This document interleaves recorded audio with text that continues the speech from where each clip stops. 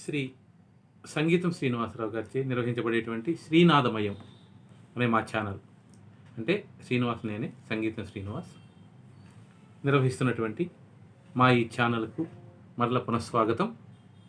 మన సంగీత కార్యక్రమానికి, ఉచితంగా సంగీతం అనేటువంటి మన కార్యక్రమానికి అందరినీ కూడా ఆహ్వానిస్తున్నాం. అందరినీ అంటే ఎవరెవరికైతే చాలా చాలా ఇష్టం ఉంటుందో, అభిమతం ఉంటుందో, ఇంట్రెస్ట్ ఉంటుందో అలాంటి వారందరికీ కూడా సాధారణంగా ఆహ్వానిస్తుంది మా శ్రీనాదమయం. ఇందులో నేర్చుకోగోరేటువంటి విద్యార్థులకి చాలా సులభమైన పద్ధతుల్లో చెప్పడం జరుగుతున్నది. ముందు రాసుకుంటాం, తర్వాత ట్యూన్లో చెప్పటం, తర్వాత తాళంతో చెప్పటం, ఇవన్నీ కూడా జరుగుతున్నాయి. ఈ విధంగా మనం 14 పాఠాలు పూర్తి చేసాం. ఇవాళ 15వ పాఠాన్ని మీకోసం అందిస్తున్నాం. స్వరాల ప్రకారం చూసుకుంటే 11 స్వరాలేనే, 12 స్వరాలు, 12వ సరళీస్వరం. ఇందులో స్వరాలు స్వరావళి అంటారు. ఈ స్వరావళిలో మొట్టమొదటిగా సరళీస్వరములు, సరళం అంటే చాలా ఈజీ అయినటువంటి స్వరాలు వస్తాయి. తర్వాత జంట స్వరాలు, తర్వాత హెచ్చు స్థాయి స్వరాలు, తగ్గు స్థాయి స్వరాలు, దాటు స్వరాలు, ఈ విధంగా చాలా రకాల స్వరాలు వస్తాయి. తర్వాత అలంకారాలను వస్తాయి, అక్కడి నుంచి తాళాలు కూడా మారుతాయి. తర్వాత గీతాలు అనేవి వస్తాయి, అక్కడి నుంచి రాగాలు కూడా మారుతాయి. ఇవన్నీ కూడా కొంచెం కొంచెంగా ఫండమెంటల్ నుంచి మనం నేర్చుకుంటూ పోతుంటే కొంచెం కొంచెం నేర్చుకోవాలి, అర్థమయ్యేట్టుగా నేర్చుకోవాలి.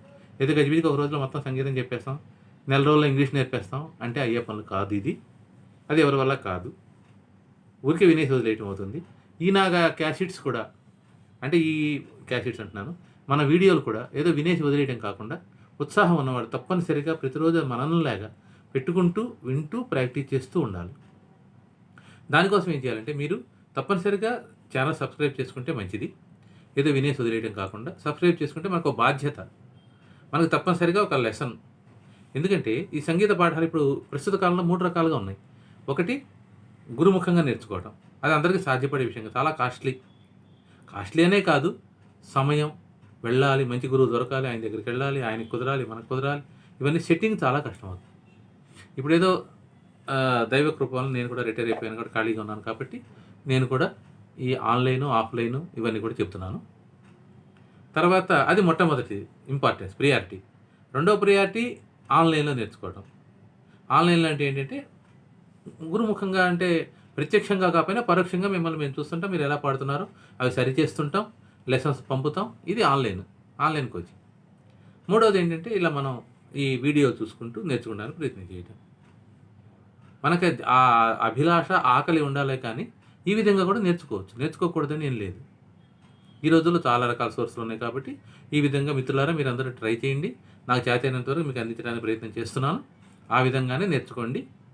స్వరాలు అయితే ముందు రాసుకోండి, రాసుకున్న తర్వాత స్లోగా ముందు ఫస్ట్ కాలం, సెకండ్ కాలం, థర్డ్ కాలంగా ప్రాక్టీస్ చేయండి. దీంతో పాటుగా కూడా ఇంకా మనం చాలా కార్యక్రమాలు పెట్టాము. మీరు ఏం చేయాలంటే, కొంతమంది పాపం ఎత్తుక్కోవడానికి ఇబ్బంది పడుతున్నారని ప్లేలిస్ట్ పెట్టాను నేను. ప్లేలిస్ట్ ప్రకారం వెళ్ళండి. ప్లేలిస్ట్లో మనం ఏ కార్యక్రమాలు మనం పెడుతున్నామో ఉచితంగా సంగీతం అనేది ఒక లిస్టు, అందులో ఇప్పటికి 15 పాఠాలు వచ్చాయి. అట్లా ఆ విధంగా అనమాట. అదేవిధంగా ఉచితంగా సంకీర్తనలు, భజనలు, ఉచితంగా పద్యాలు, పద్య కుసుమాంజలి అని పెట్టాను. అలాగే స్టోరీస్, మోరల్ స్టోరీస్ చిన్నపిల్లలకి ఎంతో ఉపయోగం. టీచర్లు కూడా నేర్చుకోవాలి. నిజంగా పిల్లలకి ఎప్పుడు అవకాశం దొరికితే అప్పుడల్లా కూడా చిన్నగా మనం ఇంజెక్ట్ చేస్తుండాలి మోరల్స్. మామూలుగా డైరెక్ట్గా చెప్పేదానికన్నా కూడా ఇండైరెక్ట్గా స్టోరీస్ ద్వారా చెప్తేనే ఎక్కువ జ్ఞానవంతులు అవుతారు. ఒక మహాత్మా గాంధీ కానీ, ఒక ఛత్రపతి శివాజీ కానీ అలాంటి కథలు వినటం వల్లే వారు మహానుభావులు అయ్యారని వాళ్ళ యొక్క చరిత్రే చెబుతుంది. శివాజీ అంత గొప్పవాడు కావడానికి కారణం చిన్నప్పుడు వాళ్ళ తల్లి బోధించిన హరిశ్చంద్ర, భక్త ధ్రువ ఇలాంటి కథలన్నీ విన్నాడు. అలాగే గాంధీ గారు కూడా ఆ ఇంపాక్ట్ వాళ్ళ మీద వాళ్ళు చనిపోయే వరకు కూడా ఉంది. అంత పవర్ఫుల్ ఉంటుంది అందులో. ఇప్పుడున్నటువంటి మీడియాకి, సినిమాలకి ఎంత పవర్ ఉందో అంత పవర్ కథలు చెప్పే వాళ్ళని బట్టి వాటికి కూడా ఉంటుంది. హరికథ అని కాలక్షేపం, హరికథలు, బుర్రకథలు ఎన్ని ఉండేవండి మనకి. అదంతా కూడా ఏమైపోయినాయి, కనుమరుగైపోతున్నాయి. వాటిని ఆదరించే వాళ్ళు లేరు కదా. ఇప్పుడు మా స్కూల్లో కూడా నేను ఎప్పుడు అడుగు పెట్టినా కానీ కంపల్సరీగా మోరల్, మిగిలినవి చెప్పినా చెప్పకపోయినా మోరల్ అయితే మాత్రం చెప్పాల్సిందే. ఈరోజు నేనేం మోరల్ చెప్పానని చూసుకుంటాను. ఆ కథలు కూడా నా పిల్లలందరూ కూడా చాలా చాలా ఇష్టపడతారు. ఆ విధంగా నాకు చాలా చాలా ప్రశంసలు కూడా వచ్చినాయి అందులో. మా పిల్లలు మొత్తం 30 ఏళ్ళు చేస్తే 30 ఏళ్లలో ప్రతి సంవత్సరం 1600 మంది పిల్లలు ఉండేవాడు మా స్కూల్లో. ఒక స్కూల్ కానీ చాలా స్కూల్లో చేశాను, రిటైర్మెంట్ అయిన స్కూల్లో, డిఏవి స్కూల్లో. అలా 30 సంవత్సరాలు 1600 అంతమంది పిల్లలకు గుర్తు లేకపోయినా వాళ్ళకి నేను అందరికీ గుర్తున్నాను. ఎందువల్లంటే నా యొక్క వచో విలాసం, అంటే ఈ చెప్పేటువంటి విధానం, ఆ కథలు నచ్చే విధానం, ఒక జోక్స్ లాగా వాళ్ళకి అదే ఇష్టం ఉంటుంది. బలవంతంగా చేయరా అంటే ఎవడు ఏ పని చేయడు. మనసును ఆనందపరిస్తే ఎవరైనా వద్దురా అన్నా చేస్తూనే ఉంటాడు వాడు. ఆ విధంగా నేను మోల్డ్ చేయగలిగేవాడిని. అందులో నేను సక్సెస్ సాధించానే భావిస్తున్నాను. ఎందుకంటే నేను అనుకోవటం కాదు, అందరికీ తెలుసు అది. అది ఎల్‌కేజీకి వెళ్ళినా, 10థ్ క్లాస్‌కి వెళ్ళినా వాళ్ళు మంత్రబుద్ధుల్లాగా నాగస్వరం వస్తుంటే పాము దగ్గర ఎలా కూర్చుంటారో అలా కూర్చోవాల్సిందే. అలా కూర్చుంటే నేను చెప్తాను, లేదు నేను చెప్పను. ఎవరి మీద ఎవరిని కొట్టను, తిట్టను. నేను ఆ స్కూల్లో టీచర్‌గా జాయిన్ అయినప్పుడు ఒక నిర్ణయం చేసుకున్నా. ఎవరిని మనం టచ్ చేయొద్దు. వాడు సున్నితమైన చర్మానికి మనకు కొంచెం హార్డ్ ఉంటాయి మగవాళ్ళకి, తగలకూడదు అనే ఉద్దేశంతో. ఆ విధంగానే ఏదో మీ అందరి ఆశీర్వాదం వల్ల, భగవంతుడి యొక్క కృప వల్ల ఓ మంచి టీచర్‌గా పేరు తెచ్చుకున్నాను. ఈనాడు మన కార్యక్రమంలో ఇదంతా నేను ఏదో చెప్తున్నాను కాదు. మనం 11వ స్వరాన్ని పాడాం. ఈరోజు మళ్ళా పాడేసిన తర్వాత తాళంతా చెప్పి 12వ స్వరం కూడా చెప్తాను. మన యొక్క లెసన్ ఎన్నోది ఇది? 15వ లెసన్, 15వ పాట. అది నేను చెప్పడంలో ఒకవేళ పొరపాటుగా చెప్పినా కానీ అక్కడ ప్లేలిస్ట్లో మాత్రం కరెక్ట్గా వస్తుంది. దాని ప్రకారం ఫాలో అయిపోవాలి. మళ్ళీ ఒకసారి చెప్తున్నాను. ఇది 11th లెసన్, 11th స్వరం.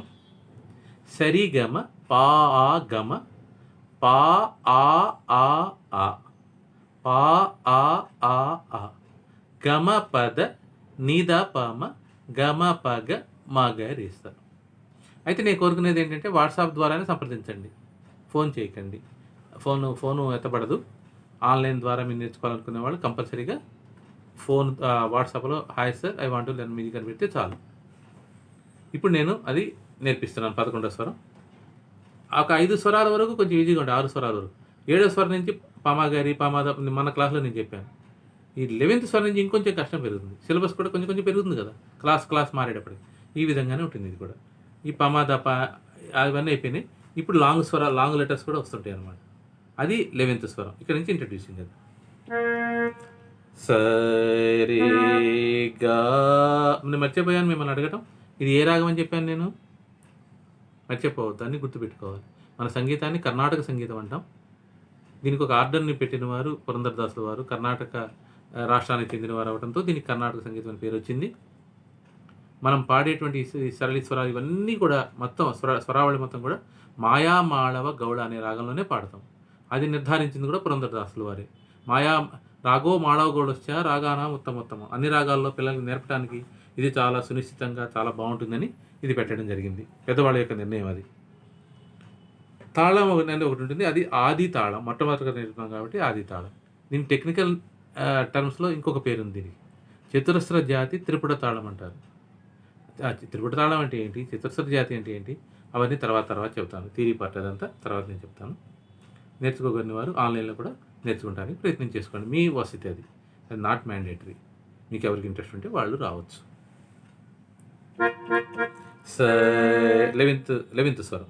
సరే గమ పా గమ పా ఆ గమ. లాంగ్ లెటర్ వచ్చినప్పుడు పా ప్లస్ ఆ పా ఆ పా గమ. అక్కడికి అది అయిపోయింది. తర్వాత 2 పాలు వస్తాయి, 4 ఒక్కో దానికి 4 లెటర్స్ ఈక్వల్ ఉంటుంది అన్నమాట. పా పా అది అంతరం మళ్ళీ ఒకసారి పాడుతున్నాను. సరే గమ పా గమ పా పా. తర్వాత గమ పద నీద పమ. గమ పద నీద పమ. మళ్ళీ చూడండి. గమ పద నీద పమ.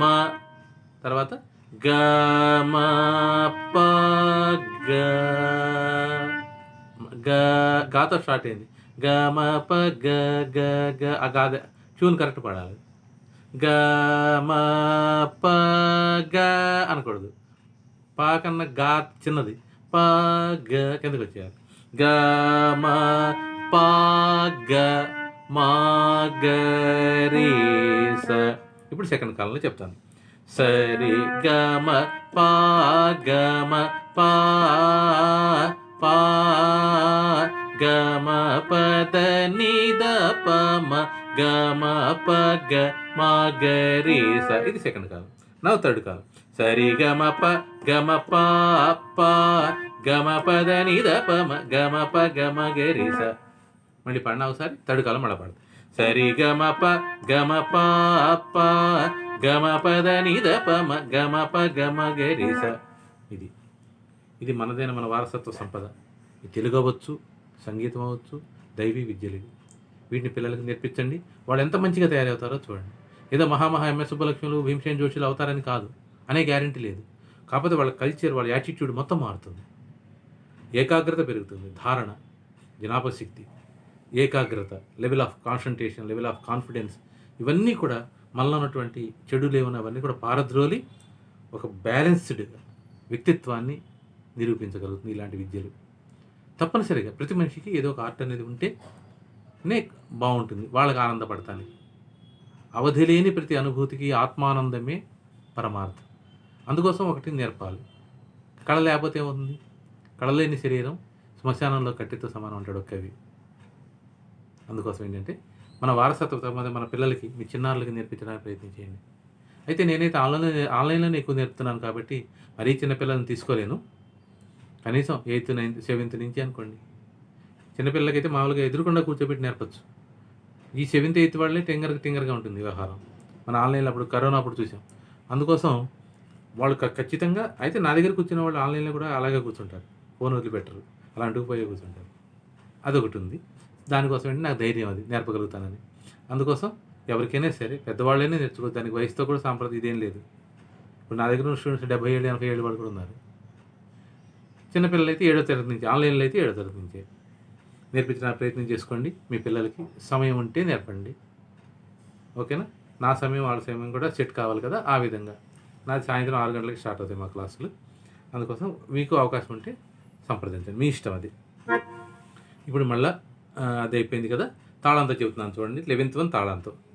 ఇవన్నీ మళ్ళీ తాళంతో మళ్ళీ నేర్పిస్తాను. ఇప్పుడైతే మామూలుగా మీరు ప్రాక్టీస్ చేసుకుంటాం కోసం ఒకసారి తాళం కూడా చూపిస్తే బెటర్ అని చూపిస్తున్నాను.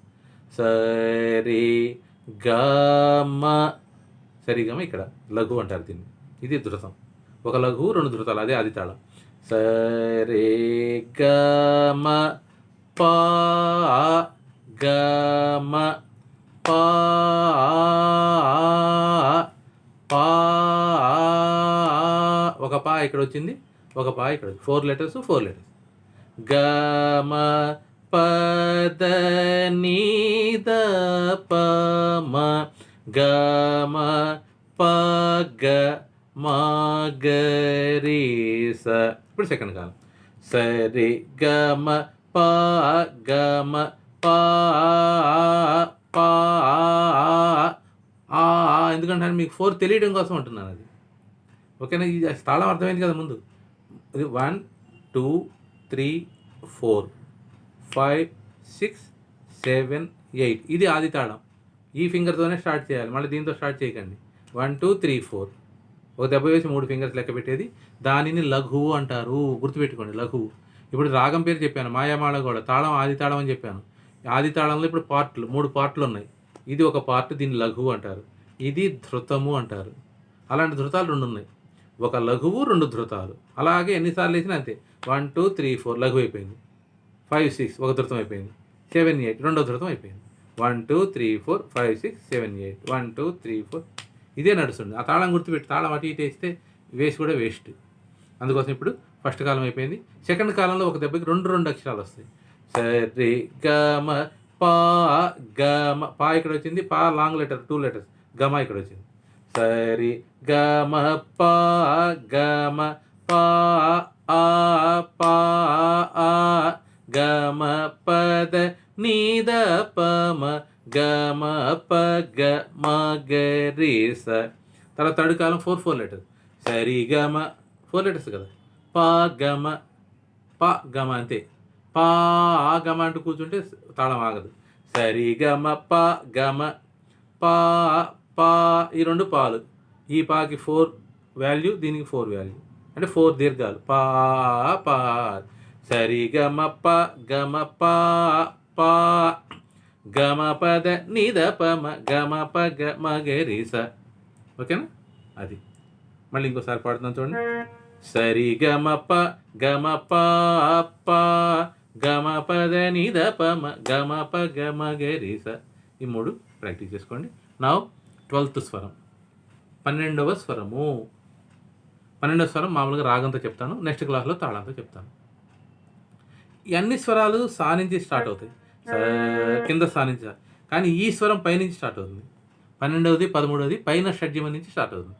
షడ్జమం అంటే సా, ఇక్కడ నుంచి సా ఆ నీ ద. సాకి ఎన్ని లెటర్స్? 2 లెటర్స్. సా ఆ అంటే లాంగ్ లెటర్, అది రాసుకోండి ఒకసారి.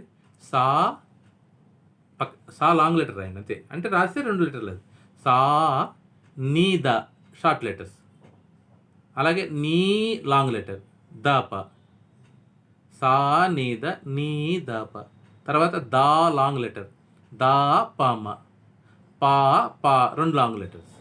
అంటే అక్కడ సా నిద నీ దప దా ప అన్న దాంట్లో ప్రతి దాంట్లో ఫస్ట్ లెటర్ లాంగ్ లెటర్.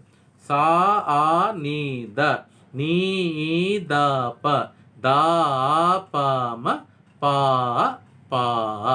ఇప్పుడు మీరు చెప్పండి, వర్డ్స్ లాగా చెప్తాను, మీరు చెప్పండి.